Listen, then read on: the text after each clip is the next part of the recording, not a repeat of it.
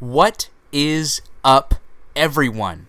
Okay, so for those of you who don't know, a couple of days ago, ChannelFrederator finally, after I got done recording this like 2 months ago, they finally put up me and Monsters Review's video that we did on the top 10 most villainous Powerpuff Girls villains. And if you guys haven't checked that out yet, please feel free to check it out. I'm going to put a link somewhere in the description below. I might put an annotation of it, I'm not sure yet.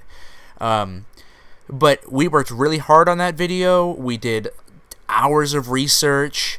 We both worked together and wrote the script. We both voiced in it. He edited the video. So please go check it out. We put a lot of work into it, and we really believe everything that we said in the video.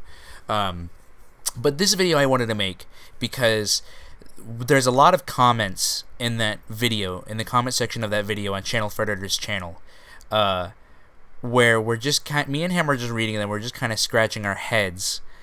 Okay, so spoiler alert for the video. I mean, it's really not that big of a deal. But we ranked Mojo Jojo at being number 5, and apparently this was sacrilege or something along those lines, because apparently we pissed off almost every goddamn commenter in that comment section because we ranked Mojo Jojo at number 5. Okay, I'm just going to clarify some things real quick. This was the top 10 most villainous Powerpuff Girls villains, not the top 10 best or the worst or the most common or the most popular. This was the top 10 most villainous Powerpuff Girls villains. And from what me and Monsters Review saw after going back and doing our research, rewatching a lot of old episodes, Mojo Jojo, he's not okay. Let me explain something to you. This is actually something that I've been wanting to cover in a video for a while now, but I never actually have. Let me tell you something about just basically cartoons in general. Cartoons, every one of them, their first season is normally vastly different than the entirety of the rest of the show. For example, SpongeBob. SpongeBob is a perfect example. SpongeBob, in the first season, look at a character like Patrick. A character like Patrick in the first season, he was dumb, but he wasn't what he is now. You know what I'm saying? He was dumb, but he could still respond to questions and not, say something stupid. He was stupid, but he firmly believed everything he said as being like just kind of stupid, like, duh, oh, I'm gonna watch TV and get hit in the head with a coconut, or, something like that, but that's just what happens with shows. It happened in Ed, Edd n Eddy too, if you guys remember. In Ed, Edd n Eddy, in the first season, they were idiot. Like, they were three different people, but 3 different people who were all kind of the same idiot, if that makes sense. In later seasons, their personalities got more developed, and their basically what happens is, in the first season, you can see these characters having certain personality traits, but when they get seasons later on, you'll see those certain personality traits get expanded on, like, immensely. So much so to the point where basically those personality traits about the character are all you know. And that's kind of a problem with cartoons, but I mean, at the same time, that's just kind of what they do. That's just kind of what cartoons are.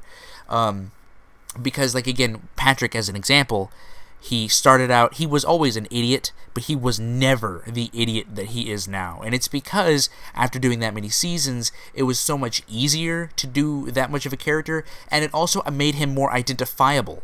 Whenever you think of a character like Patrick, you can't think of a character that's kind of dumb. So how does that relate to this whole Powerpuff Girls thing? Okay, so the first season of Powerpuff Girls, Mojo Jojo was a pretty good villain. Every time he was there, he did a fairly decent attempt at being a threat. I mean, with the exception of him invading their sleepover. But he was, a physical threat. And the times that he wasn't, he was kind of the comedy relief. It was kind of comedic seeing a character like Mojo Jojo fail. And because that was one of his traits, after the first season and in later seasons, that got expanded on. Mojo Jojo became less of a physical threat as a villain and more of a comedic threat. It became funny to the viewers to watch Mojo Jojo fail as a villain. That became one of Mojo Jojo's character traits. If his character traits from the first season carried over, he probably would have gotten a much higher rating, but that's not the case. We saw many instances of Mojo Jojo just doing simple things like just sitting at his house, drinking coffee, or, doing all sorts of different things that weren't really physically intimidating to the girls because after so long of a point, they had already introduced so many other villains. Mojo Jojo just more or less became more of a comedic, timed villain. I mean, he still had his episodes in later seasons that were that really kind of showed that he could be a physical threat. But what I'm trying to tell you is it wasn't the same in later seasons as it was in the first season. And so that's what kind of brought down some points.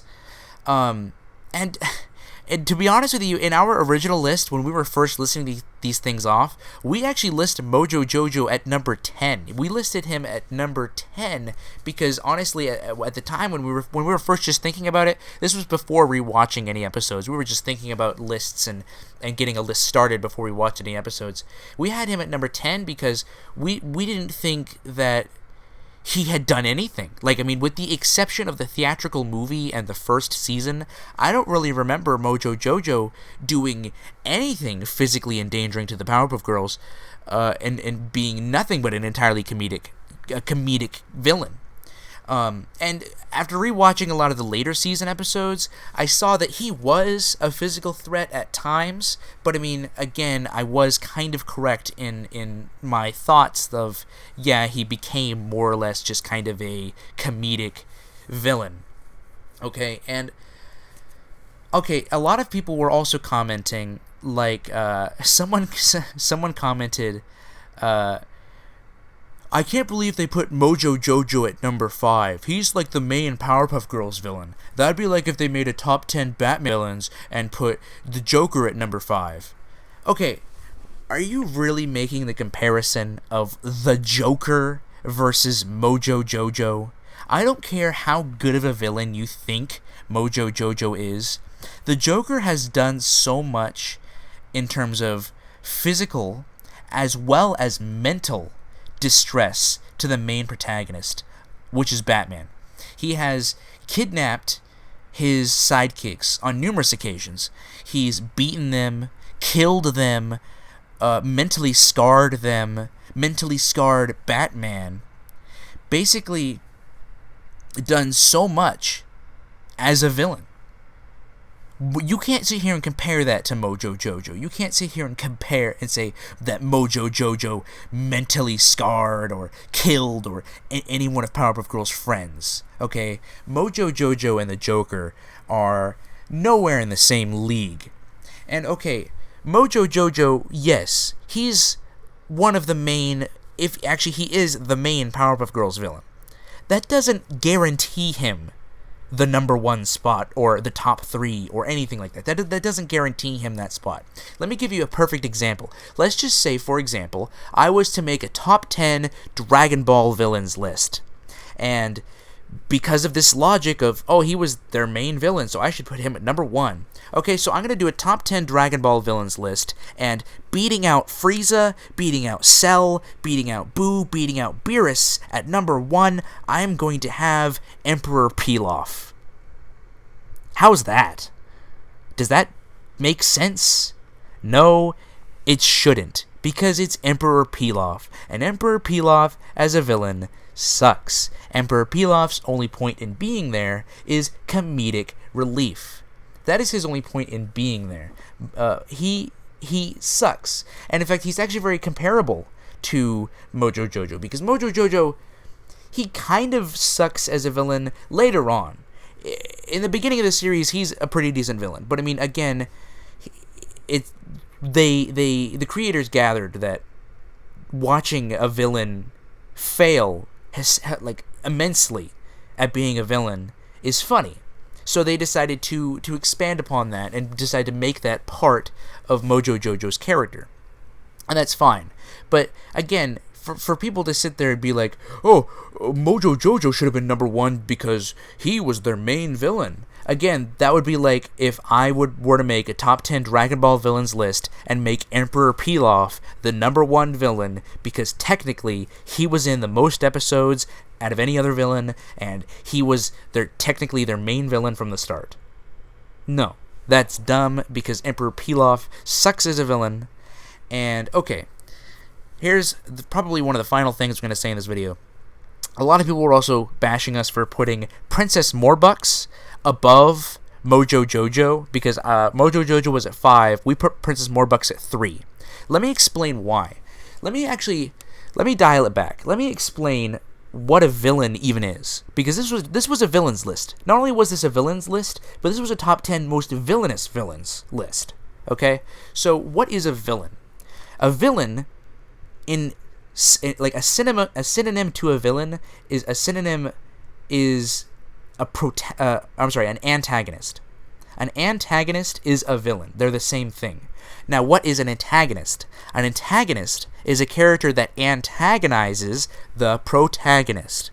So, if you have a character that is able to antagonize the protagonist in more ways than one, would that antagonist not be more of a villain now than another villain because they're able to be more of an antagonist to the protagonist? You understand what I'm saying?